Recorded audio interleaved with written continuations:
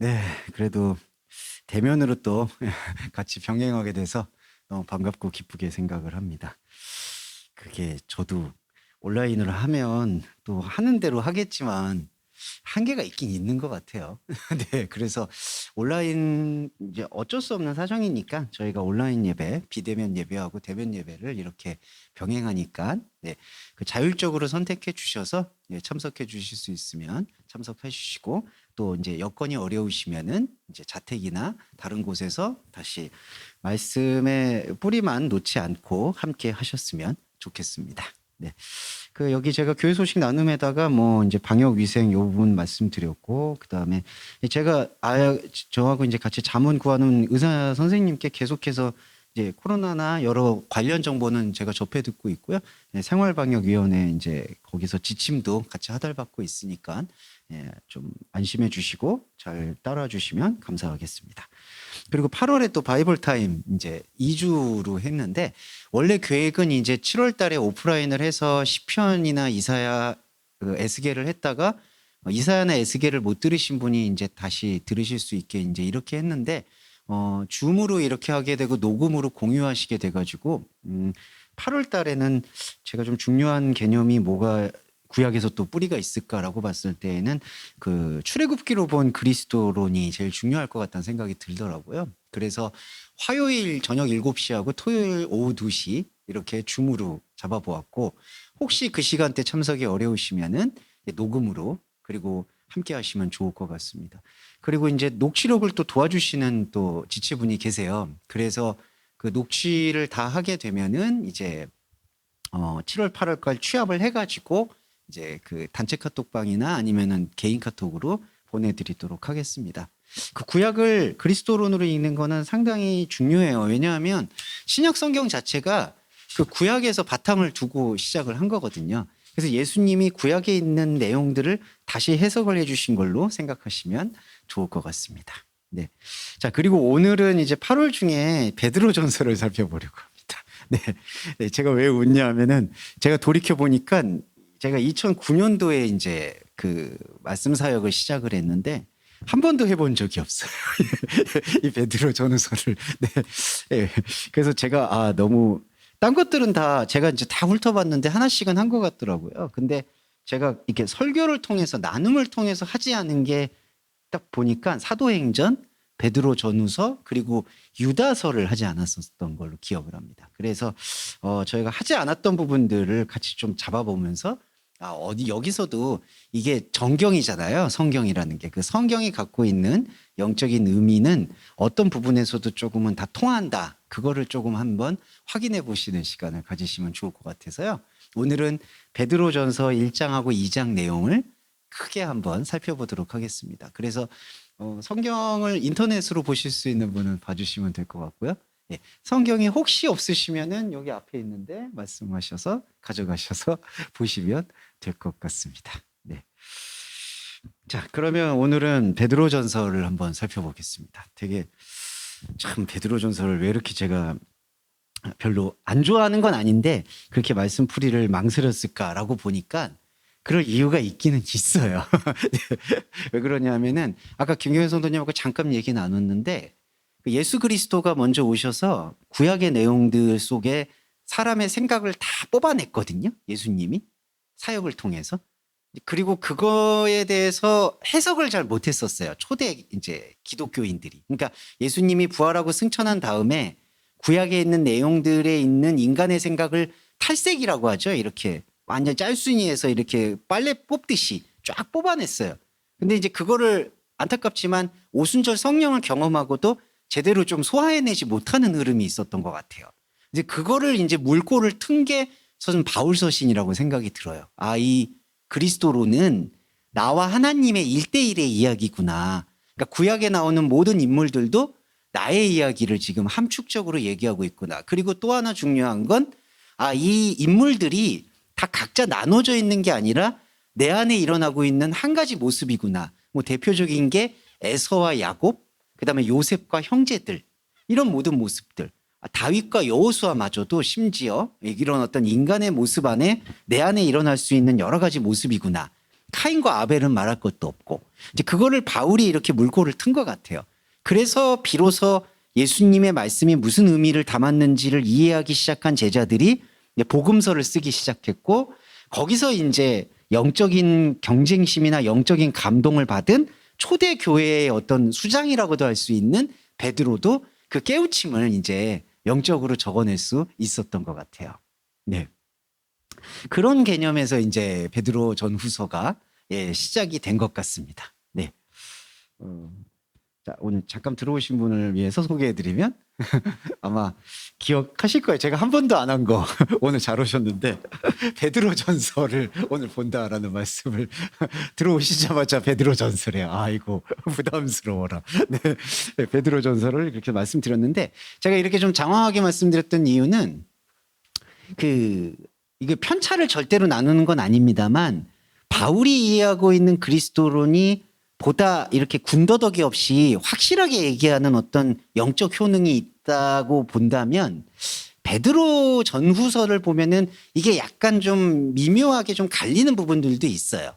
이제 그런 것들은 그럼 우리는 어떻게 이해해야 되느냐? 하나의 큰 그릇 안에서 하나님이 원하시는 생명의 말씀들은 어떻게 모든 각자의 여건과 환경에 처해 있는 저자들을 통해서 역사하셨구나. 그거를 한번 확인해 보실 수 있어서 여러분과 제가 베드로전서를 한번 나눠보려고 하고 있습니다.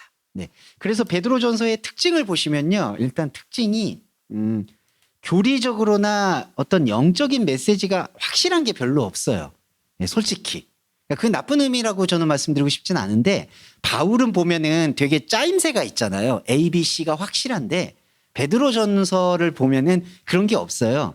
갑자기 뭔가 영적인 얘기를 하다가 갑자기 주제를 바꿔가지고 마귀를 대적하라든지 막 갑자기 뜬금없는 말씀을 하시기도 하고 그러니까 좀 일관되지 않았어요. 그래서 보기가 조금은 어렵고 또 오해를 일으킬 수가 있는 게 이 성경을 보면은 이렇게 나눠져요. 본질 권면이라고 해서 우리의 영적인 것을 터치하는 말씀이 있고요. 생활 권면이라고 해서 그러면 그런 걸 영적으로 소유하고 있는 사람이 삶을 어떻게 살아갈 수 있을지에 대해서 이렇게 팁이라고 하죠. 팁을 주는 것들이 있어요. 그 바울 서신을 보면은 그게 구분이 좀 명확해요. 거의 대부분 뭐 에베소서, 골로새서, 빌립보서를 보면 처음에는 한 중후반부까지는 본질 권면을 하고요. 하나님의 몸된 교회는 이렇게 형성됩니다. 그거를 설명하고 나머지 부분에서 몸된 교회로서 이 삶을 살아가는 방법, 노하우 혹은 하나님과 함께 말씀 예배를 지속하는 어떤 그 정신력 그런 것들을 설명을 하는 편인데 베드로전서는 그게 아니라 중간에 영적 얘기 나왔다가 뭐 그다음에 권면 나오고 생활 권면과 본질 권면이 막 뒤섞여 있어요. 그래서 이게 왜 오해의 소지가 생기냐 하면은 대표적인 오해의 소지들이 많이 생기는 이유가 생활 권면하고 본질 권면은 일단 그 층위를 우선순위를 좀 구별을 해야 되거든요. 그러니까 본질의 권면을 뿌리를 내리고 그 다음에 생활 권면을 바라봐야 돼요. 구약에서도 마찬가지잖아요. 십계명이라고 일컬어져 있는 하나님과 여호와 하나님과 모세와의 본질적인 말씀이 뿌리를 내려야지 그 다음에 뭐 이른바 배상법이라든지 그 다음에 위생법 그 다음에 어떤 제사하는 방법 이런 것들이 유효한 거거든요. 구약으로 말하면 본질 권면은 십계명에 해당하는 여호와 하나님과 모세의 만남이라면 생활 권면은 그러면은 우리가 십계명을 가지고 아니면 하나님의 진짜 본질을 가지고 광야에서 어떻게 살아갑니까? 그런 것들을 한두 가지씩 물어볼 때 했던 말들이라고 생각하시면 될 것 같아요. 근데 베드로전서는 그게 뒤섞여 있다 보니까 이거를 말씀을 구분을 하지 못하고 우선순위를 두지 못하면 어떤 착각이 일어나냐 하면은 생활 권면도 본질 권면으로 오해하는 경우가 많은 거예요. 그러니까 이를테면은 우리가 뭔가 생활 권면 같은 것도 있을 수 있잖아요. 뭐 허리를 동이고 근신하여 깨어 있어라 뭐 이런 것들. 이건 그냥 생활 권면이거든요. 근데 이걸 갖다가 그리스도인이라면은 당연히 해야 되고 그게 하지 않았을 때 믿음이 떨어진다라든지 구원과 멀어질 수 있다라는 식으로 생활 권면 얘기를 하는데 본질 얘기를 이거 다 똑같은 하나님 말씀이니까 이렇게 섞여가지고 서로 부딪혀가지고 이렇게 모순을 만들어낸다는 거죠. 이런 거 대표적인 게 구원론이에요. 잘 아시겠지만 어떤 교단에서는 한 번 믿으면은 구원은 사라지지 않는다고 얘기하고 또 어떤 교단이나 어떤 목사님들은 아니다, 그러다가도 성령을 회방하면은 구원 못 받을 수 있다라고 얘기하고, 이런 혼란이 왜 오냐 하면은 본질 권면하고 생활 권면을 이 우선순위를 잘 묵상하지 못하기 때문이라고 생각이 들어요. 그래서 오늘 여러분과 함께 나눌 요 베드로전서 이야기는 그 구분을 조금 먼저 해보시고, 그리고 거기서부터 본질은 베드로에게서나 바울에게서나 예수님에게서나 동일하게 나온다라는 것을 확인해 보시는 시간 가져보겠습니다. 서론이 좀 길었는데 항상 그래도 먼저 서신서를 읽을 때는 서론을 먼저 살펴봐야 돼서요, 말씀을 드렸고요. 아까도 말씀드렸지만 뭐 종이 성경책으로 보시든 휴대폰으로 보시든 베드로전서 1장 그리고 오늘 2장 좀 살펴보도록 하겠습니다. 그리고 오늘은 시간을 좀 저희가 세팅 관계나 오시는 분 관계로 좀 늦게 시작했기 때문에 약간 12시 한 25분 정도 마무리하겠다는 거 말씀드리겠습니다. 시간 감안해 주시고요. 자, 1장에서부터 제가 뭐 말씀으로 좀 짚어보면서 말씀드릴게요. 예수 그리스도의 사도 베드로는 본도, 갈라디아, 갑바도기아, 아시아, 바두니아에 흩어진 나그네라는 단어를 즐겨 사용합니다. 여기서도 베드로의 본질 인식은 그리스도인은 나그네라는 인식을 가졌고요. 이 나그네라는 뜻은 세상이나 이 땅에 머리 두지 않는다라는 태도를 의미합니다. 그래서 그 나그네라는 의미를 강조했고요. 그 다음에 2절에 보시면 거룩하게 하심으로 순종함과 예수 그리스도의 핏부림을 얻기 위하여라고 되어 있습니다. 요 핏부림이라는 단어는 그 베드로가 즐겨 사용하던 용어이긴 한데 어떤 의도가 담겨 있냐면은 그 깨끗하게 정화한다라는 뜻이 있어요. 핏부림이라는 게. 그러니까 이거는 십자가 보혈이 먼저 강조점이라기보다는 예수 그리스도의 말씀으로 내가 정화, 깨끗하게 된다라는 뜻입니다. 그러니까 무엇으로부터 깨끗하게 되는지는 명확하다라고 생각이 들어요. 하나님이 아닌 다른 생각에 대해서 깨끗해지는 것을 핏부림이라고 볼 수 있겠다. 이렇게 생각하시면 될 것 같고, 그리고 찬송하리로다 우리 주 예수 그리스도의 아버지 긍휼대로 예수 그리스도를 죽은 자 가운데서 부활하심으로 말미암아 했는데, 여기 주목하실 부분은 산소망이라는 뜻이에요. 살아있는 소망이라는 뜻이잖아요. 근데 이 뜻은 어떤 해석을 좀 가져가면 가장 정확하냐면은 살아있다는 것과 소망이라는 거를 같은 의미로 보시면 좋을 것 같아요. 그러니까 이거를 통합해서 살아있는 소망 이렇게 보시지 마시고, 중요한 건 살아있다는 것 자체가, 조산이라는 건 헬라어 이 조산 자체가 소망이다. 그럼 이거는 어떤 거에 대해서 살아있는 거냐? 하나님에 대해서 숨을 쉬는 걸 살아있다라고 표현해요. 그래서 하나님에 대해서 숨을 쉬고 있는 자체가 소망이다. 그러니까 이 소망을 이제 사도 바울은 보이지 않는 소망을 소망이라고 했거든요. 보이는 소망은 뭐냐면 사람의 기대예요. 우리 소망이란 단어 자체가 그렇잖아요. 소망을 품는다라는 건 미래에 어떤 일이 벌어진다라고 생각하는 건 사람의 단어고, 하나님이 생각하는 단어의 소망은 하나님과 함께 숨을 주고받고 있는 자체가 소망이다. 그래서 산소망이라는 거는 바로 베드로의 인식에서 그렇게 이해하시면 될 것 같아요. 살아있다, 곧 소망이다. 그 다음에 썩지 않고 더럽지 않고 쇠하지 아니하는 기업을 있게 한다. 이 기업이 하나님의 기업이거든요. 근데 하나님의 기업의 특징은 다 동일한 것 같아요. 바울, 베드로, 예수. 썩지 않고 더럽지 않고 쇠하지 않는다. 자, 이 얘기는 뭐냐 하면은 썩지 않고 더럽지 않고 쇠하지 않는다는 건 다 이게 시간 개념이거든요. 그러니까 썩는다라는 거는요, 언젠가는 썩는다. 이 얘기는 꼭 시간 개념을 얘기해요. 그러니까 베드로가 생각하는 기업은 인간의 시간 개념이 아닌 기업. 그거는 어떤 기업이죠? 바로 하나님의 나라를 뜻하고 있습니다. 그러니까 하나님의 나라는요, 이렇게 생각해요. 여기서도 교환하거나 대가는 사라지는 거예요. 아, 내가 이렇게 인생을 살아갈 때 열심히 하나님을 믿었으니까 죽고 나면, 유괴 옷을 벗고 나면 하나님께서 엄청난 상급을 주시겠지라고 생각하는 거는 썩는 생각이에요. 왜냐하면 내가 이 시간을 투자해가지고 하나님을 믿었으니까 하나님이 나한테 영생을 주시겠지라고 하는 생각 자체가 썩는 생각, 더러운 생각이라는 거죠. 그러면 어떻게 생각해야 될까요? 이거는 내가 이 인생을 투자하거나 인생에 열심히 뭔가를 종교적으로 했다고 해서 하나님이 주시는 게 근본적으로 아니다. 오직 은혜로 얻어지는 것이다라고 이해하면 이 기업이 보이는 거죠. 저와 여러분이 지금 말씀 보고 있는 본질적인 행동은 바로 그거예요. 썩는 생각으로 기업을 이어받겠다는 생각을 버리고 은혜라는 생각으로 기업을 생각하는 상태. 그게 바로 베드로가 생각하는 상태이기도 합니다.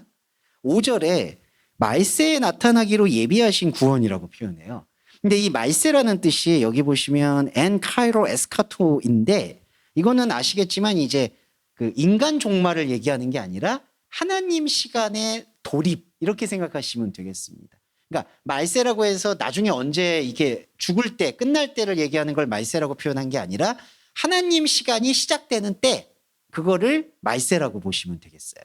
그러니까 우리가 종말을 이해할 때에는 하나님 말씀이 들리는 때, 이게 바로 말세라고 보시면 되겠고, 예비하신 구원이라는 건 뭐냐면요, 이 구원이라는 게 우리는 구원이 어디서 있다가 이렇게 건져 올린다 이렇게 얘기하잖아요. 근데 성경에서 구원이라는 거는 발견이라고 보시면 돼요. 예비라는 거는 오해하지 마시고 들어주시면, 원래 저한테는 하나님의 계획 속에서는 생명과 만날 수 있는 주원규가 있어요. 근데 우리가 가지고 있는 현상 세계에서 그거를 전혀 보지 못하고 있었던 거예요. 썩고 더럽고 쇠하는 생각 속에서는. 근데 이거를 벗겨낸 거예요. 말세, 하나님 말씀을 통해서. 그렇게 될 때에는 이미 하나님께서 나와 함께 하시기 위해 있었던 나의 본래적인 주원규, 본래적인 나를 보여주시는 게 바로 구원이에요. 그러니까 하나님의 입장에서는 원래 우리와 함께 하시기로 한 것인데, 우리가 그 비늘이 닫혀져 있듯이 닫혀져 있기 때문에 보지 못하는 상태, 그거를 여기서 말하고 있는 예비하신 구원이라고 볼 수가 있겠습니다. 그리고 이제 6절, 7절 같은 거는 생활 권면에 속한다라고 볼 수가 있겠습니다. 그러니까 여러 가지 시험을 인하여 근심하게 되지 않을 수 없었다. 여기서 말하는 여러 가지 시험은 그냥 실제적인 어떤 삶에서 어려움들이에요. 그런데 오히려 크게 기뻐한다라고 얘기하는 거는 이제 진짜 기뻐할 수 있다. 왜냐하면은 이제 이런 거는 좀 오해가 있는 게, 여러 가지 시험으로 인해서 일상은 힘들고 어렵지만 하나님이 주시는 말씀으로 인해서 기쁘다라는 그러한 어떤 그 주고받는 원리가 아니라, 원래 신앙생활이라는 건, 이거 거꾸로 이야기해서 원래 신앙생활이라는 거는 이렇게 주어져 있는 여러 가지 일상의 근심과 상관없이 주어져 있는 거구나라고 생각을 하시는 게 좀 더 바람직할 것 같아요. 다시 말씀드리면, 근심이 있지만 하나님 말씀이 있으니까 이 근심을 잊을 수 있어라는 맥락이 아니라, 근심은 반복될 수 있고 앞으로도 반복될지도 모르지만 이 근심과 무관하게 주어져 있는 하나님의 생명을 보는 기쁨이 있구나. 근데 여기서 이제 또 중요한 거는 이 기쁨에 대한 이해죠. 우리가 통상 이해하는 기쁨이라는 거는 죄송하지만 세상적 기쁨이잖아요. 그러니까 웃고 안심하고 안도하고 뭔가 일이 잘 풀리는 것 같고, 그게 기쁨이잖아요. 근데 하나님을 만나는 기쁨의 개념은 좀 다르다고 생각을 해야 돼요. 굳이 그 반대 개념을 말씀드리는 건 아니지만, 꼭 하나님의 기쁨이 사람의 기쁨처럼 항상 기쁘고 뭐 스마일을 해야 되고 우울하지 않고 이런 것만은 아니라는 거예요. 왜냐하면 이 말씀을 드리는 이유는, 자꾸 세상의 기쁨을 하나님의 기쁨과 동일시하면은, 세상 기쁨처럼 하나님 기쁨이 안 느껴지면은 믿음이 흐트려지거나 믿음이 약해진 것처럼 오해하는 경우가 있거든요. 내가 말씀을 봐도 별로 무감각해, 기쁘지 않은 것 같아. 그럼 내가 지금 뭔가 말씀을 잘못 보고 있는 게 아닙니까? 자꾸 그게 미혹이에요, 여러분. 진짜 기쁨이라는 거는, 하나님 기쁨이라는 것은 때로는 감정이 무뎌질 수도 있고 뜨뜻미지근해질 수도 있고 의심이 많아질 수도 있고 회의로울 수도 있고 다 그래요. 그거를 우리가 그 믿음이나 기쁨의, 영적 기쁨의 잣대로 세워서는 안 된다는 거죠. 그럼 우리는 이 하나님의 기쁨이 흔들리게 되는 것들은 어떻게 녹임하죠, 구별하느냐? 이 말씀이 내 안에서 영적 체질로 흐르지 않고 있을 때, 그때 기쁨이 사라졌구나라고 느끼셔야 된다는 거예요. 영적 체질은 뭘까요? 하나님의 말씀을 듣고 할 때 이해하거나 들리는 것들이 점점 흐릿해지거나 무관심해지는 상태. 그게 바로 하나님이 주시는 영적 기쁨이 흐려지는 상태라고 진단해 보실 수는 있다는 거죠. 자, 이게 기쁨에 대한 얘기였고, 그리고 이제 뭐 믿음의 시험이나 7절, 8절, 9절 이제 이런 것들은 베드로가 또 이렇게 표현하고 있는 부분인데, 이 구원에 대하여는 이제 10절에서 예언하던 선지자들이 연구하고 부지런히 살펴서 11절 자기 속에 계신 그리스도의 영이 그 받으실 고난과 후에 얻으실 영광을 미리 증거하여 어느 시 어떠한 때를 지시하는지 상고하고 있다라고 생각을 하는데, 이게 약간 섞여 있는 부분이 뭐냐면요, 받으실 고난과 후에 얻을 영광이라고 했는데 사도 바울의 표현으로 보면은 좀 더 명확하지만 요거는 좀 풀이를 해드릴게요. 아시겠지만 받으실 고난이 뭐냐면요. 그리스도의 영이 받으실 고난은 그리스도의 영이라는 거는 우리 안에 있는 생명이에요.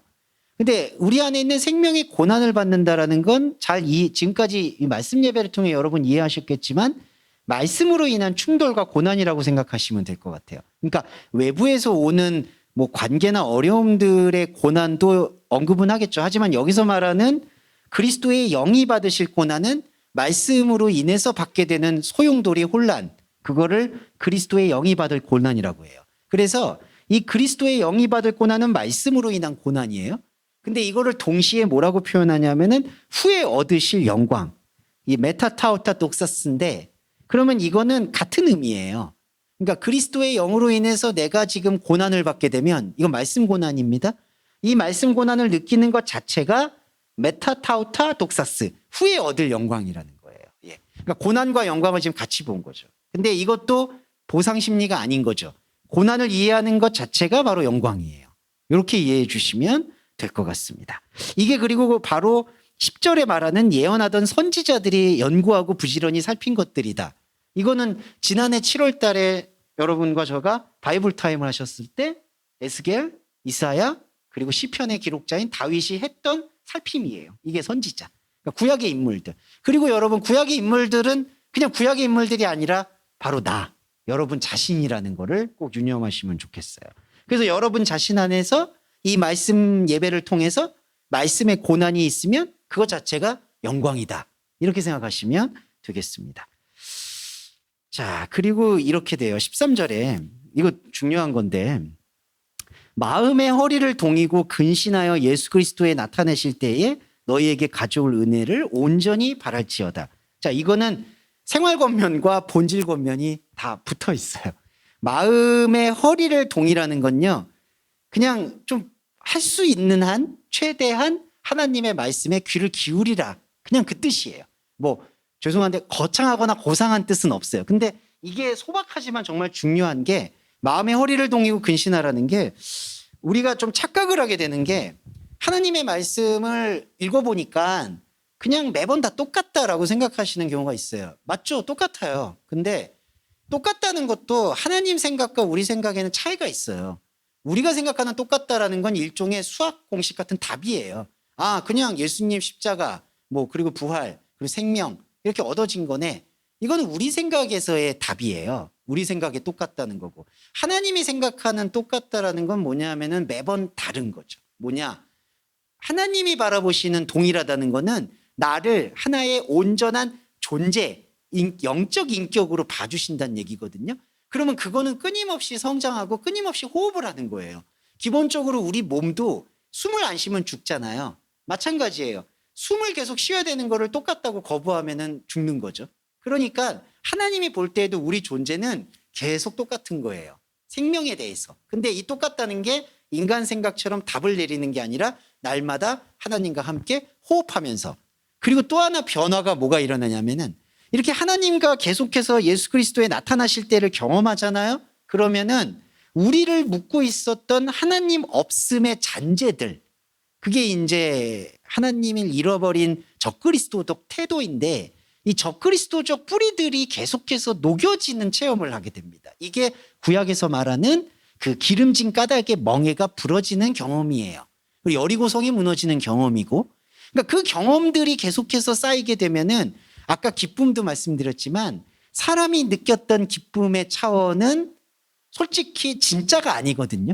그러니까 우리가 로또를 맞았다든지 또 저급한 표현 드려서 죄송합니다. 갑자기 그리고 어떤 청약을 했는데 잘 돼가지고 뭐 집값이 올랐다더니 집값이 오른 분들한테는 죄송한데 그렇게 어서 얻을 수 있는 기쁨이라는 게 있잖아요. 그리고 좀 맛있는 거 먹었을 때 기쁘고 다 소중하고서 소박하고 중요해요. 하지만 중요한 거는 하나님의 말씀과 비추어 봤을 때 그것은 지나가는 그림자라는 거죠.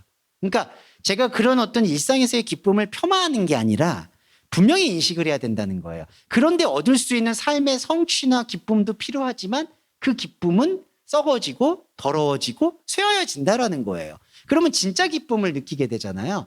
처음에는 인간적인 기쁨이 너무 크다 보니까 종교적인 어떤 신앙생활과 라이프 스타일도 요 인간적인 기쁨을 보존하고 아끼고 치유하는 데 집중했던 거죠. 근데 말씀의 행위로 이것이 근본적으로 변화하고 보니까 처음에는 여기 세상의 기쁨이 커 보이고 하나님 기쁨은 전혀 낯서니까 여기로 신경이 안 가다가 하나님의 말씀을 계속해서 마음의 허리를 동이고 근신하게 될 때 이 하나님의 기쁨의 분량이 점점 성장하게 되면 내가 느꼈던 기쁨이 이거는 진짜 기쁨이 아니구나라는 이제 인식의 전환이 일어나게 되죠. 그러면 어떻게 될까요?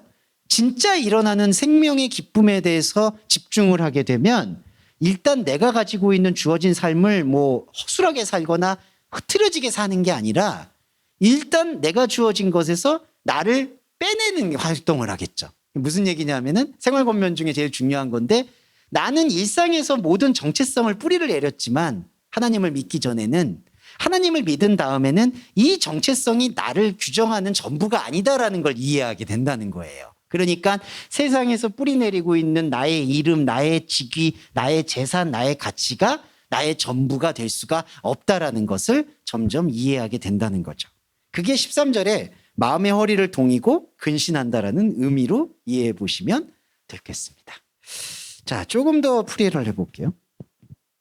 이것 중에 또 이제 보시면 17절에 외모를 보시지 않고 행위대로 판단하신 자를 너희가 아버지라 부른즉 너희의 나그네로 있을 때를 두려움으로 지내라. 요 나그네와 두려움 같이 보았습니다.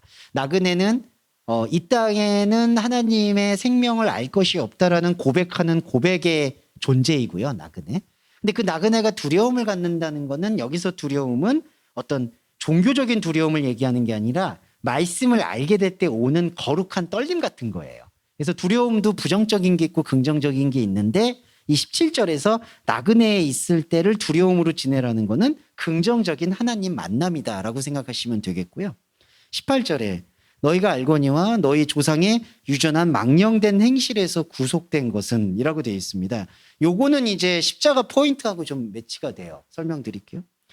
너희 조상의 유전한 망령이라고 되어 있는데 이 망령이라는 단어는 사실은 쓰여있지 그 망령이라고 보는 게 좀 부적절하고 이 마타이아스예요. 이게 비어있다라는 거예요. 그러니까 마타이아스, 쉬몬, 아나스트로페스, 파트로도투 그러니까 이게 파트로파라도투가 족보로부터 이어받았다라는 거거든요. 이 족보로부터 이어받았다라는 건 여러분 이해되시죠? 이게 바로 현상적인 거예요. 현상적인 걸로 이어받은 그 다음에 이 행실이라고 번역된 아나스트로페스, 이 생활 방식이라는 건데 족보로부터 이어받은 생활 방식은 어떤 거냐면은 하나님이 세워주시는 생명 영역이 아닌 인간이 세웠던 선악 영역에서 계속 쌓아가는 것들을 말하고 있어요. 그게 바로 조상의 행실이에요. 조상의 유전한 행실. 근데 거기에 이제 마타이아스가 들어오는데 이게 뭐냐면 비어 있다라는 거예요. 그러면 하나님이 아닌 것들로 채우게 되는 것들은 하나님의 시선에서 볼 때에는 궁극적으로 비어 있다는 거죠. 뭐가 비어 있느냐? 하나님의 자리가 비어 있다는 거예요. 이게 혼돈과 공허예요. 그래서 창세기 1장 2절을 보시면은 땅이 혼돈하고 공허하다는 게 나와요. 그게 바로 땅은 우리를 상징하는데 우리가 비어 있다는 거예요. 하나님의 말씀에 대해서. 이게 바로 조상의 유전한 망령된 행실입니다. 그래서 여기서 구속이라는 건요. 이 구속이 이제 십자가 복음을 얘기하잖아요. 구속은 뭐냐면은 이 비어 있는 것을 도로 사온다든지 값을 주고 지불하고 사왔다. 이 맥락이 아니라 비어 있는 것 안으로 예수님의 십자가가 들어와서 보여주셨다는 거예요. 너희가 지금 하고 있는 일들이 비어있는 일을 하고 있다. 여기서 비어있다는 거는 하나님의 생명과 관계없는 텅 비어있는 상태. 그러니까 구속이라는 단어는 그 비어있는 거를 채워있는 걸로 인정하고 값을 지불하고 우리를 사온 게 아니라 그 비어있는 행동이 무엇인지 그러니까 우리가 인생을 모두 살아가고 있지만 이게 다 비어있다라는 것을 십자가로 보여주시는 게 바로 아폴리노스 구속이라는 거죠. 네. 그래서 이거는 십자가 복음하고 똑같죠. 왜냐하면은 십자가 복음 자체는 너가 죄가 있어. 너 이거 잘못하고 있어. 하나님의 아들이 와서 이거를 잘못해서 핏부림을 통해서 너를 주고 사왔어. 근데 자 여러분 이렇게 하나님이 아들을 보내서 피 흘려서 대가를 지불하고 사왔다라는 개념이 어디냐면은 이게 조상의 유전한 행실이라는 거예요. 왜냐하면 구약의 제사가 그런 방식으로 드려왔으니까. 내가 뭔가 흠이 있는 거면은 제물을 통해서 이거를 바꿔왔다라고 생각을 하니까. 그래서 19절에 흠없고 점없는 어린 양 같은 그리스도의 보배로운 피라는 게 이 중요한 게 18절하고 연결해서 보셔야 돼요. 18절에서 조상의 유전한 망령된 행실을 위해서 어린 양 그리스도가 있는 거냐? 그게 아니라 조상의 유전한 망령된 행실에 완전히 텅 비어 있는 것을 보여주는 게 흠없는 어린 양 그리스도라는 거예요. 자, 그러면 이게 중요한 게 흠없는 어린 양 그리스도가 우리를 위해서 희생했다라고 생각할 때 한 가지 알아야 되는 건 우리 인간적인 욕구를 위해서 희생해 주셨다가 아니라는 거죠. 조상의 유전한 망령된 행실을 위해서 희생한 게 아닌 거예요. 예수 그리스도는 희생이라는 말도 솔직히 부적절한 건데 예수 그리스도의 어린 양 되심은 이게 흠이 있냐 없냐 점이 있냐 없냐라고 구별해 왔었던 인간의 생각 안으로 들어와서 그렇게 생각하는 너의 생각이 하나님과 아무 상관없는 텅 비어 있는 거야 라는 거를 보여주신 게 어린 양 그리스도의 피라는 거예요. 네. 그래서 여기서 피의 관점은 베드로도 유지를 일관되게 바울의 말씀과 똑같이 베드로도 십자가의 의미를 풀이를 하고 있다. 이렇게 생각하시면 좋겠고 그 다음에 한 가지만 더 말씀드리고 잠깐 쉬었다 하시겠는데요. 22절에도 이것도 생활 권면이에요. 이것도 좀 그냥 주목하시면 좋습니다. 형제를 사랑하기에 이르렀으니 마음으로 피차 뜨겁게 사랑하라. 예. 그러니까 근데 이제 우리가 이제 요 베드로의 말씀을 예수님과 바울의 말씀과 같이 종합적으로 봐야 되는데 뜨겁게 사랑하라고 얘기하는데 이게 동사 명령법이 아가파스예요. 사랑하라는 게 아가페를 하라는 건데 근데 이제 우리가 이건 이해해야 되겠죠. 우리는 아가페를 할 수가 없잖아요, 솔직히. 이 아가페라는 건 하나님의 고유한 생명이에요. 우리는 그 필레오, 그러니까 서로 상대방을 보면서 긍휼한 마음을 느껴서 사랑하는 거는 가능한데 아가페를 할 수 있는 건 아니에요. 그러면 너희가 피차 뜨겁게 사랑해라, 아가페라라는 걸 어떻게 이해해야 될까요? 우리 신앙 고백이 먼저 들어와야 되는 거예요. 항상 이게 방식이에요. 하나님, 당신이 나한테 사랑하라고 말씀하셨는데 제 안에는 그 사랑이 없습니다. 근데 그 사랑이 없다라는 그 고백이 대상이 하나님과 함께하고 있다면 나는 없다라고 고백하는데 하나님은 화답을 하신다는 거죠. 이게 언약이에요, 여러분. 그러니까 그냥 내가 그냥 벽 보면서 나 하나님 없어라고 얘기하는 게 아니라요. 말씀을 놓고 말씀 안에서 나 안에는 하나님이 없네요. 나는 하나님 없음을 고백하게 되는 거예요. 말씀을 통해서. 그렇게 되면 나는 내 입장에서는 인간 입장에서는 하나님 없음이 고백이 되는데 하나님 입장에서는 그게 너와 나가 함께 하는 길이야라고 화답을 해주신다는 거죠. 이게 신비 중에 신비예요. 그래서 마음으로 뜨겁게 피차 사랑하라고 우리가 이런 권면을 받으면 열심히 해야지. 물론 그것도 필요하죠. 하지만 피차 뜨겁게 사랑한다는 건 반대로 오히려 내가 아가페 사랑할 수 없다라는 것을 말씀을 놓고 더 깊이 호소할 때 하나님께서는 내가 너의 그 없음을 끌어안아 주겠다라고 화답해 주신다. 이게 바로 십자가의 자기 부인과 부활의 생명이다라고 생각하시면 되겠고 그 다음에 23절에 썩지 아니할 것으로 된 것이니 하나님의 살아있고 항상 있는 말씀으로 되었다라고 하는데 항상 있는 말씀 있죠. 그리고 25절에 오직 주의 말씀은 세세토록 있다. 이 두 개 항상 있는 말씀이란 뜻과 세세토록 있다라는 거는 다 똑같은 구문이에요. 어떤 거냐 하면요. 에이스토 아이오나 그리고 25절에 보시면 에이스토 아이오나 두 가지가 같이 쓰였어요. 에이스토 아이오나라는 이 뜻은 직역하면 어떻게 되냐면요. 영원 안으로라는 뜻입니다. 그러니까 항상 있는 말씀이란 뜻이 영원 안으로 있는 말씀이란 뜻이에요. 자, 이 얘기는 뭐냐면은 이게 좀 이게 약간 어려운 어떤 개념이긴 한데 베드로도 이거를 중요하게 취급하고 있으니까 뭐냐면 24절에 보시면 모든 육체는 풀과 같고 모든 영광은 풀의 꽃과 같으니 풀은 마르고 꽃은 떨어진다라고 표현이 되죠. 자, 이거는 아까 썩는다라고 말하고 있는 인간의 시간을 의미해요. 그러니까 인간의 시간을 위해서 말씀이 있는 거냐 아니면 인간의 시간이 아닌 하나님의 시간을 위해서 말씀이 있는 거냐라는 걸 구별하는 거거든요. 이게 당연히 후자예요. 그러니까 썩어져가는 인간의 시간을 위해서 말씀이 있는 게 아니라 썩어져가지 않는 하나님의 영역 속에서, 그게 에이스토 아이오나거든요. 영원 안에서 말씀이 있는 게 말씀이다.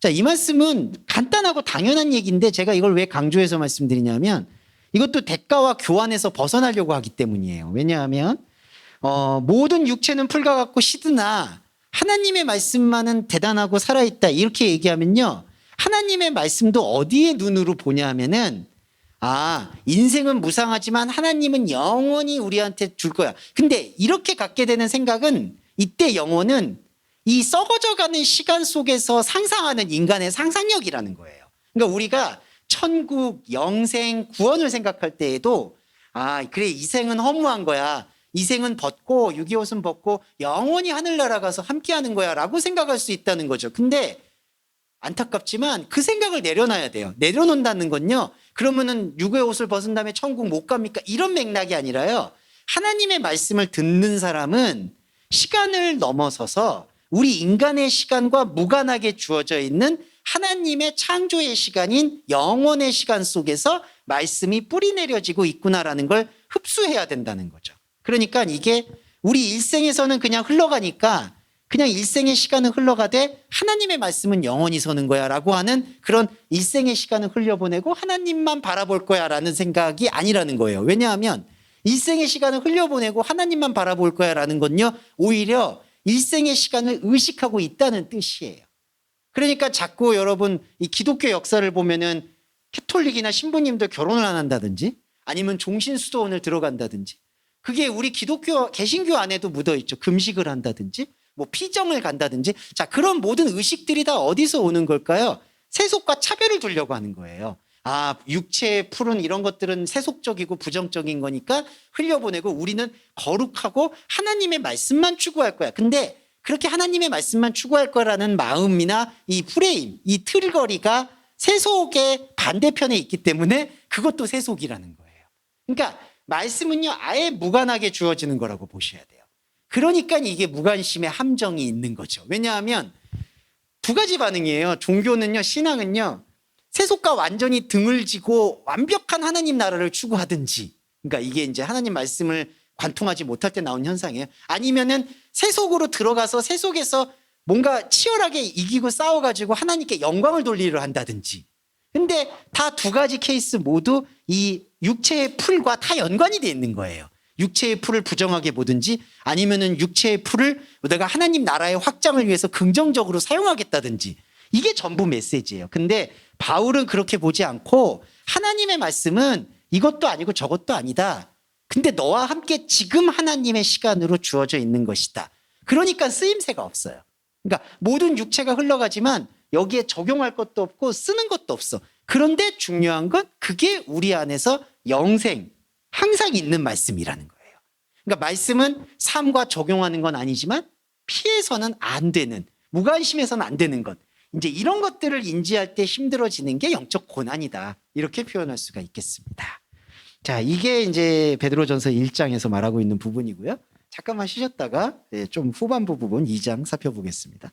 네, 자 다시 이제 좀 쉬는 시간 지내고 자, 베드로전서 2장을 살펴보도록 하겠습니다. 자세히 안 본다고 혹시 뭐라 그러시진 않을 거라고 생각합니다.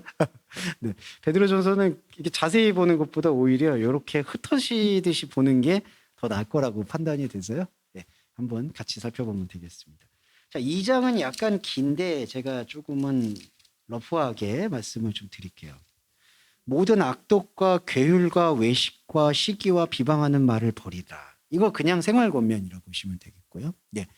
말을 하게 되면은 안 좋은 쪽으로 하게 되면은 계속 꼬이는 건 사실이에요. 예, 그래서 우리가 일상에서 공동체를 같이 관계를 맺더라도, 그리고 사람과 가족 간의 관계에서도 뭐 사람을 질투하고 비방하는 말들이 쌓이게 되면은 일단 복음으로 들어가기도 전에 관계가 끊어지겠죠. 그러면 안 되니까 이렇게 보시면 되겠습니다. 근데 이런 것들이 생활 권면이긴 한데 우리가 조금은 더 예민하게 받아들일 부분도 있어요. 왜냐하면 또 잘못하면은 나는 본질을 이해하는 사람이니까 그냥 다른 사람한테 함부로 해도 돼. 이게 되게 함정이 많아요. 나는 그리고 뒤끝이 없어. 뭐 이렇게 얘기하면서 그냥 함부로 얘기하는 경우도 많으신데 그런 것들은 서로 간의 관계 아니면 자기 자신을 위해서라도 조금은 컨트롤 하시는 게 좋아요.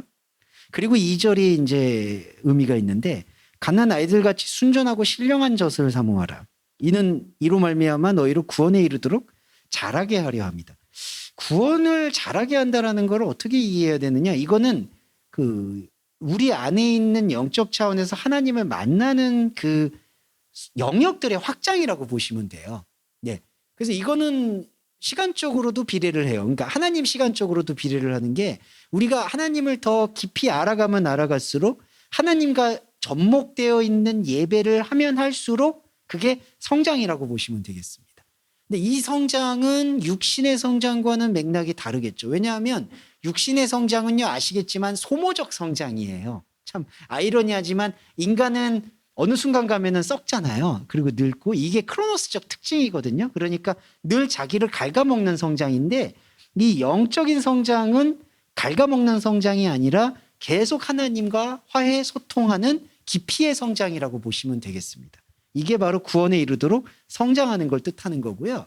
그리고 갓난아이 같이 순전하고 신령한 젖이라는 이 의미의 핵심은 뭐냐 하면 이거 되게 아이러니하지만 중요한 건데 모태 이전으로 돌아간다라는 영적인 지향성이 있어요. 그래서 우리 시편의 기록자들 보면 이런 표현들 욥기에서도 그런 게 많이 나오거든요. 물론 괴로워서 시작한 말이에요. 내가 모태로부터 다시 돌아가면 좋겠다. 차라리 태어나지 않았었으면 좋겠다. 자, 인간이 그걸 고백할 때에는 정말 현상적으로 괴로워서 하는 고백인데 하나님께서는 그 고백에서 본질을 어떻게 추출하시냐면은 우리는 이렇게 인간적으로 성장을 하는 거지만 요한복음에서도 말씀드렸지만 거듭나는 거라고 말씀드렸거든요. 그거는 뭐냐 하면 우리 안에 있는 영적인 자아는 새롭게 시작한다는 거예요. 그러니까 여기서 인간적으로 계속해서 이렇게 모태로부터 벗어나서 살아가게 되면은 항상 인간은 자기의 욕심과 자기의 욕망에 사로잡힐 수밖에 없거든요. 근데 갓난아이라고 표현하는 거는 뭐냐 하면은 아예 이것과는 조금 무관하게 주어져 있는 하나님의 영적 자리가 있다는 거죠. 이게 갓난아이와 같이 신령하고 순전한 젖을 사모하는 상태예요. 그러니까 이거는 그냥 순수하게 아이가 어머니 젖을 물게 되는 것과는 좀 무관해요. 왜냐하면 인간적인 생각에서 젖을 문다는 건요. 안타깝지만 그것 자체가 굴레예요, 여러분. 이거 되게 모순적이지만 어머니 뱃속에서 태반에서 분리돼서 아이가 젖을 찾게 되는 것은 정말 아름다운 모습이기도 하지만 그 생명의 모델이기도 하지만 반대로 생명의 족쇄이기도 한 거예요. 왜냐하면 어머니의 젖을 먹고 성장을 하면서 하나님에 대한 의미 성장이 아니라 자기의 욕구의 성장이 되어버리는 것이 인간의 본성이니까. 그러니까 여기서 갓난아이 같이 순전하고 신령한 젖이라는 거는 원형의 시간으로 돌아간다라는 의미가 강한 거예요. 원형의 시간은 무엇이냐? 바로 우리를 위해서 아까 1장에서도 예비하신 구원이 있는 시간. 그게 바로 구원의 성장이라는 거죠. 그래서 이제 하나님의 생각을 우리가 이해하게 되면은 바로 이러한 영적인 성장이라는 게 어떤 의미인지 이거를 좀 희미하지만 분명하게 붙잡을 수가 있게 되는 거죠. 자, 그리고 5절 같은 경우에 너희도 산돌같이 신령한 집으로 세워진다. 살아있는 돌이라는 표현을 씁니다. 3절에서도 살아있는 돌, 그 다음에 4절에서도 살아있는 돌, 5절에서도 살아있는 돌. 이 살아있는 돌이라는 거는 사람들이 이 돌이라는 것, 리도스 페트라 이런 단어에서 어떤 거를 추출해내냐면은 반석, 주춧돌, 안정감 이런 것들을 추출을 해내요. 근데 제가 십자가의 복음으로 본 사복음서도 풀어드렸듯이 여기서 돌은요 쓰임새가 없는 거에 강조점을 둬야 돼요. 네, 그러니까 이게 어떤 이거 건축자들의 버린 돌이라고 표현됐듯이 돌이라는 여기서 살아있는 돌이라고 했을 때에는 이 살아있음이라는 거는 세상의 안목에서 볼 때에는 돌과 같다. 아무 쓰임새가 없다. 여기서 오히려 만약에 베드로가요 살아있는 돌을 안정감 주춧돌로 강조를 하려고 했으면은 4절과 5절에서 페트라를 써야지 리도스를 쓰면은 솔직히 안 됩니다. 페트라가 그래도 그나마 평평한 반석이라는 개념이거든요. 근데 그것도 역시 의미 없는 거지만 더욱이 여기서는 베드로가 이걸 강조한 거예요. 살아있다라는 것은 세상의 눈에서는 발견되는 것이 아니다. 그러니까 자, 저와 여러분이 그리스도인으로서 이제는 이런 맥락들을 들으시게 되면은 오히려 이제 삶에서 조금 더 이제 투명해지는 걸 느끼시는 거죠. 왜냐하면은 이제 여러분들이 느끼시게 되는 영적 성장의 단계는 기쁨이라는 것에서 이제 하나님을 이해하는 기쁨의 파이가 저는 훨씬 커졌다라고 확신해요. 그러니까 이제 예전에 저는 아까도 말씀드렸지만 이거는 세상의 기쁨입니다. 하나님의 기쁨이다라고 분리해서 말씀을 드리지만 그 말씀을 계속 흡수하시는 여러분들 안에는 이제 하나님의 기쁨을 느끼는 시간들이 점점 더 커진다라고 저는 보거든요.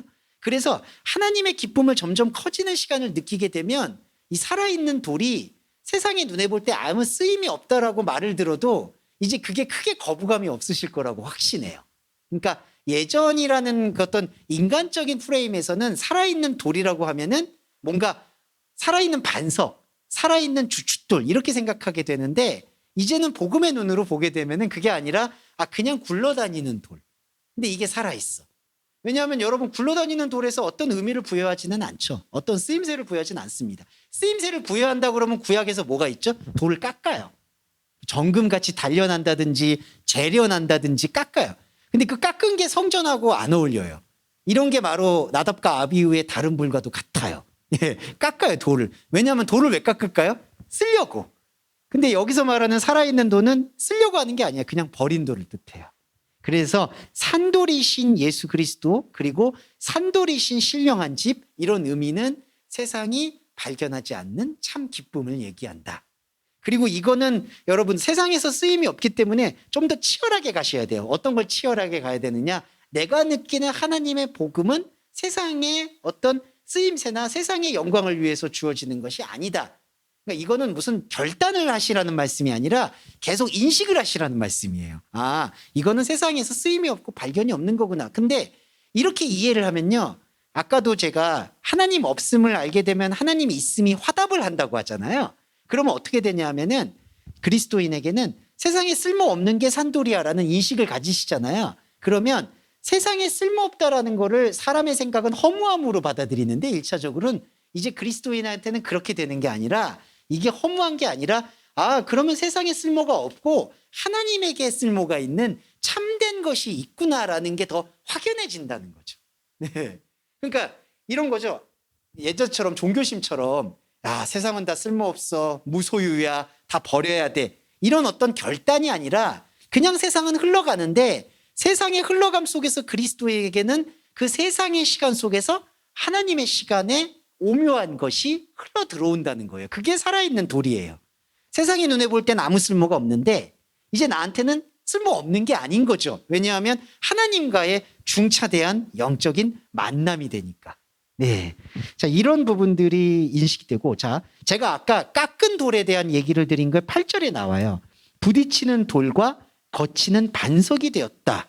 예. 그러니까 보배로운 산돌이신 그리스도가 우리한테 거치는 반석이 된다라고 표현을 하고 있어요. 8절에. 이게 바로 페트라 스칸달리죠. 예.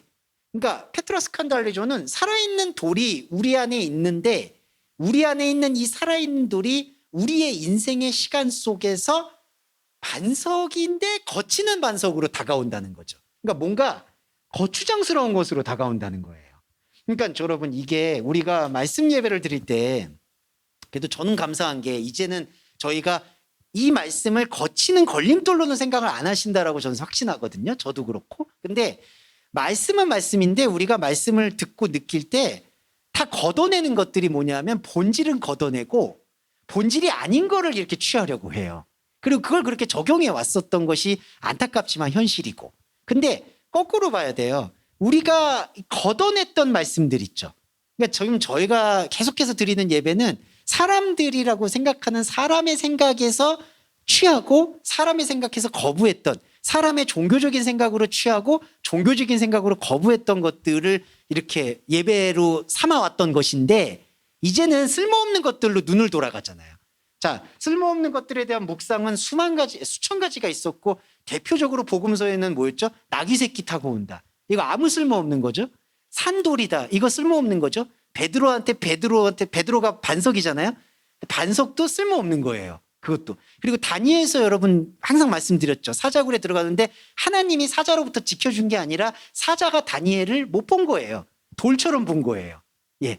욥기도 마찬가지고요. 자, 이게 다 쓸모없는, 사람이 중요한 건 취하고 안 좋은 건 버렸던 것들인데 안 좋은 게 버렸다라고 생각하는 것들이 이제 우리한테는 거치는 돌이 아니라는 거죠. 근데 이게 여전히 아킬레스건으로 남아있는 사람한테는 거치는 반석이 된다라고 생각을 했던 거예요. 베드로가 이 정도로 느꼈다는 거는 대단한 건데, 왜 제가 이거 말씀드렸냐면은 베드로가 충분히 거치는 걸림돌 반석이 될 수 있었거든요. 왜냐하면 유대인들이 무서운 게, 예수님을 믿었어도요, 초대계는 예수님을 믿었어도 갖고 있는 모든 어떤 자기의 종교적인 생각을 전혀 내려놓지 않으려고 했었어요. 이게 초대교회의 반발이고, 이게 2000년이 지난 지금도 여전히 잔재돼 있거든요. 카톨릭은 거기서부터 시작이 된 거죠. 그러니까 베드로를 거치는 반석으로, 일대 교황으로 세운 게 거치는 반석이 아니라 그들한테는 왕이 돼버리는 거잖아요. 그러니까 이런 맥락으로 이게 뒤섞여 있는데, 베드로는 그때 당시에도 이 복음의 원리를 분명히 이해했다. 내가 거치는 돌이다. 그러니까 너희들이 나를 만약에 그렇게 바라본다면 나는 거치는 걸림돌인 돌이 될 것이다. 그래서 이 부분을 정확히 말씀하고 있는 것을 확인해 보실 수가 있습니다. 자, 그리고 이제 2장에서 이방인 줄의 행실, 12절에서 이런 표현들하고 13절에서 인간에 세운 모든 제도를 주를 위하여 순복한다. 이런 것들이 표현한데, 이거는 편하게 말씀드릴게요. 13절하고 19절, 18절 같은 말씀들은 어떤 말씀이냐면요. 세상을 거부하거나 세상에서 벗어나려고 하지 말라는 권면이에요. 오히려. 인간이 세운 모든 제도를 순복한다. 그다음에 사환들아 범사의 두려움으로 주인들한테 순복한다. 왜냐하면 당시의 교회에는 두 가지 부류가 생겨요. 에세네파가 있고요. 그다음에 그 젤로파라고 있어요. 이게 둘 다 뭐냐면은, 에세네파는 아까 전 시간에 말씀드린 건데, 그냥 세상을 거부하고 자기들의 공동체를 만들어요. 예. 그리고 이제 그래서 이제 핍박도 받아요. 그게 에세네파고요. 그다음에 젤로파는 뭐냐면 로마하고도 계속 싸워요. 독립운동을 하는 거죠. 근데 어떤 걸로 독립운동하냐? 하나님의 이름으로. 그다음에 예수님의 이름으로 또 독립운동을 하는 그런 초대교회의 사람들이 있었어요. 그래서 베드로가 그걸 권면해요. 그거 아니다. 다 두 개 다 아니다. 그냥 주어진 세상을 살아라. 이거 편하게 말씀드리면 그거예요. 너의 주어진 세상을 거부하지 말아라. 그리고 어떤 것들을 선택하는 건 너희들의 자유인데 거기에 대해서 최선을 다하고 적극적으로 임해라. 이 뜻이에요. 오히려. 그러면서 아이러니하게도 적극적으로 임해라 하지만 그걸 통해서 내가 영광이나 기쁨을 받는 건 아니다. 이게 이제 아이러니한 건데, 우리가 이제 안 그러면 이렇게 되는 거죠. 세상을 적극적으로 임해서 적극적으로 세상에서 뭔가 열매를 맺어야 된다. 근데 이걸 이제 지우잖아요. 그러면 삶이 그냥 재밌어요. 주어지게 돼요. 그냥 삶이. 예, 적극적으로도 임하게 돼요. 근데 그것이 하나님과 영광 돌린다라는 생각이 아니라는 걸 지워내면 그 안에서 자유가 와요. 네. 그러니까 인간이 갖고 있는 생각으로 열매를 맺으려고 하면은 그거는 분명히 하나님한테도 불만족스럽고 나한테도 불만족스러워져요. 근데 하나님에게 내가 적극적으로 살고 그러니까 적극적으로 산다는 것도 열심히 사냐 열심히 살지 않냐, 그것도 사람마다 다 달라요. 누구도 판단할 것도 아니고 각자한테 주어진 자리를 사는 거예요. 그런데 주어진 자리를 살면서 하나님이 이 주어진 자리에 아무 관심이 없다라는 이 명제가 이제는 자유함으로 받아들여야 되는 게, 아무렇게나 산다 이런 맥락이 아니라 내가 살고 있는 삶을 오히려 하나님이 더 존중하고 있구나, 그렇게 돌변하게 받아들일 수 있어야 된다는 거죠. 그러니까 이거예요. 하나님이 내 삶에 관심이 없어라는 이 명제가 이 기독교 명제 중에 되게 중요한 명제거든요. 근데 이전의 생각이라면은 하나님이 내 삶에 관심이 없으니까 내가 아무렇게나 살아야지, 혹은 내 삶에 관심이 없는데 이거는 왜 살아서 뭐해, 이런 생각을 가질 수 있는데, 조금만 들여다보면 하나님이 나의 삶을 존중하고 있다라는 것으로 이게 태도 전환이 일어날 수 있을 수밖에 없다는 거예요. 우리가 그냥 살아가게 되면. 그래서 그냥 산다는 게 나쁜 의미가 아니라 오히려 하나님과 함께 동등한 생명을 나눌 수 있다라는 거를 여기서 위에 있는 권세한테 권봉해라, 복종해라, 선행해라, 사환들아 떠나지 마라. 이거 그냥 다 표면적인 얘기예요. 근데 그걸 왜 존중했느냐? 뭔가 하나님의 나라를 만들기 위해서 하지 말라는 얘기가 여기에 담겨 있는 거예요. 예. 여기에 이제 의미를 이제 부여할 수가 있을 것 같고, 그리고 이제 십자가 얘기 한 번 더 말씀드릴게요. 24절에 친히 나무에 달려 그 몸으로 우리 죄를 담당하셨으니 이는 우리로 죄에 대하여 죽고 의에 대하여 살게 하려 하심이라. 저와 채찍에 맞음으로 너희가 나음을 입었다라는 맥락을 말씀하시는데, 나무에 달렸다라는 게 이제 중요해요. 나무에 달렸다라는 얘기는 되게 아이러니한데, 히브리 개념으로 보면은 나무는 두 가지가 있어요. 복과 저주예요. 그러니까 나무는 생명과 열매를 맺는 풍성함의 기본 요소이기도 하지만, 그 나무가 인간이 하나님을 만나는 데 있어서 가장 가리우게 되는 비늘 역할을 하는 것도 나무가 돼요. 그래서 대표적인 게 노아 이야기를 보면은, 노아와 하나님 사이에 안타까운 모순이 뭐냐 하면, 노아는 자꾸 제사를 드리려고 하고요, 하나님은 그 제사를 안 받으려고 하는 게 있어요. 예, 그게 노아와 하나님과의 관계예요. 방주는요, 제사를 오히려 없애는 행동이에요. 방주라는 건 안으로 덮는다는 얘기거든요. 그리고 더 깊이 보시면, 제가 바이블 타임 때도 말씀드리겠지만, 모세를 통해서 여호와 하나님이 제사를 수많은 걸 얘기를 하고 지성소를 만드는 거는 그 제사를, 인간적 행위의 제사를 덮는 행동을 뜻해요. 카파르, 덮는 거. 그래서 여기서도 보시면 이 나무라는 게, 노아로 예를 들면은 노아가 포도 농사를 짓죠. 근데 이 포도 농사라는 게 이 에츠라는 단어의 대표예요. 그러니까 포도나무와 에츠, 나무는 같은 의미로 보시면 돼요. 그러면 방주에서 나오자마자 포도 농사를 짓는 이유가 뭐냐 하면은, 하나님께서 그 포도 농사를 원하시는 게 아니라 하나님은 영적인 교감을 원하시는 건데, 노아는 그 영적인 교감을 용인하지 않고 자기의 방식으로 하나님을 섬기려 하는 걸로 또 넘어갔다는 걸 반증하는 거예요. 그래서 술이 취해요. 그래서 보시면 포도 농사를 지었는데 왜 술이 취했을까라는 걸 이거 똑같이 히브리 언어에서는 똑같이 언급해요. 포도 농사를 짓는 행위가 곧 술 취한 거예요. 그래서 이게 신약에서 보면 술 취하지 마라, 이는 방탕한 것이다라는 게 노아의 그 행동이에요. 그래서 여러분, 노아가 또 비극이 벌어지죠. 하체가 드러나고 그걸 고백하는 형제가 있고 덮는 형제가 있고 분열이 일어나요. 그게 바로 노아가 나무를 대하는 태도예요. 그래서 이 나무에 달렸다라는 그 의미는 뭐냐 하면은, 노뱀한테 이렇게 나무에 달려서 보여주는 것처럼 우리의 행동이나 우리의 마음과 우리의 혼적인 생각을 정확히 바라보라는 뜻이에요. 나무에 달렸다는 게. 아, 우리가 가지고 있는 생각이나 우리가 가지고 있는 마음이 하나님의 생명을 훼손하고 있구나, 십자가에 못 박고 있구나라는 걸 보는 게 나무에 달린 거예요. 근데 반대로요, 또 신비로운 거는 그 나무에 달린 걸 보잖아요. 그러면 이제 우리의 어떻게 보면 하나님 없음이 폭로가 되죠. 근데 동시에 아까 제가 나무도 생명의 근원이라고 말씀드렸잖아요. 창세기에서도 선악과 생명의 나무가 등장하듯이, 자, 나는 하나님 없음을 나무에 달린 십자가를 통해서 폭로하고 긍정해요. 그럼 반대로 뭐가 있냐면, 동시에 생명이 보여요. 여기서 생명. 그러니까 내가 이렇게 하나님 없음을 폭로하는 게 그냥 하나님 없음이 드러나는 게 아니라 하나님 없음을 말하게끔 만들어주시는 생명이 함께 하고 있구나라는 걸 깨닫게 된다는 거죠. 그래서 나무에 달렸다는 얘기는 두 가지 의미가 생기는 거예요. 내가 갖고 있는 생각과 모든 것이 하나님 아들의 십자가에 못 박는구나라는 폭로와, 동시에 내가 하나님과 함께 할 수밖에 없구나라는 영적인 확신이 함께 들어온다는 거죠. 그래서 십자가와 부활은 분리되는 내용이 아니라 계속해서 함께 하는 거예요. 마치 현상과 본질이 함께 하듯이. 이렇게 보시면 되겠습니다. 나무에 달려있던 그 부분까지. 자, 그래서 오늘은 베드로전서 1장에서는 여러분과 저희가 그 썩지 않는 것, 그리고 정리를 해보면 조상의 유전한 망령된 행실 부분, 흠없고 점없는 어린 양 그리스도의 피, 이런 부분이 본질적으로 추출될 수 있는 거, 그리고 모든 육체는 풀과 같고 풀의 꽃과 같은 거, 이 부분이 주의 말씀과 영역이 다른데 우리 안에 온전히 새로운 것으로 스며든다라는 그 의미를 말씀드렸고요. 2장에서는 갓난아이와 같이 순령하고 신령한 젖이 실제로 아이가 갓난한 젖을 이걸 사모하라는 얘기가 아니라 원형의 시간을 바라보라는 뜻이 강한 거고요. 그리고 나무에 달려있다라는 이 표현, 나무에 달렸다라는 생명의 표현이 바로 긍정적인 것과 부정적인 것, 내 안에 하나님 없음을 폭로하는 것과 하나님과 함께하고 있음을 동시에 받아들이는 게 함축되어 있다라는 것, 그거를 한번 생각해 보시면 좋을 것 같습니다. 네, 오늘은 이렇게 복음으로 베드로전서로 마무리를 좀 해보도록 하고요.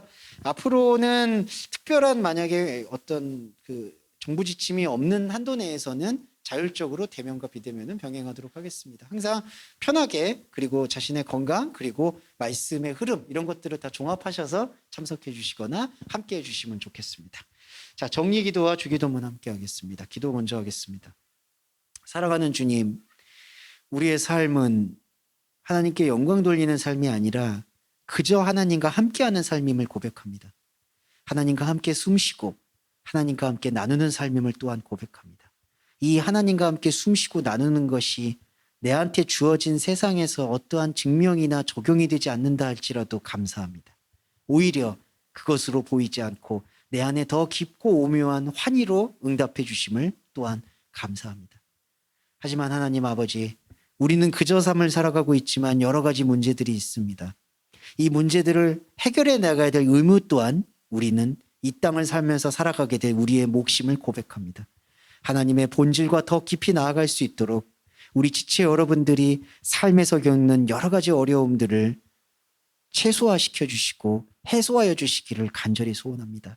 오늘 베드로전서에서도 말했듯이 관계로 인해 어려움을 겪게 되면 말씀 보는 눈이 흐릿해질까 두렵습니다. 환경에 휘둘리는 것들로 인해서 하나님의 생각과 마음의 문을 열어놓지 못할까 또한 안타깝습니다. 여러 가지 부분들을 하나님께서 말씀으로 치유해 주시고 그 말씀의 예배자가 모든 들의 풀과 같이 사라지는 것들과 같지 않음을 영적으로 고백할 수 있도록 허락해 주시기를 간절히 소원합니다. 또 한 주를 살아갈 때 건강과 마음 잘 챙겨주시기를 소원하며 예수 그리스도의 이름으로 감사하며 기도드립니다. 아멘.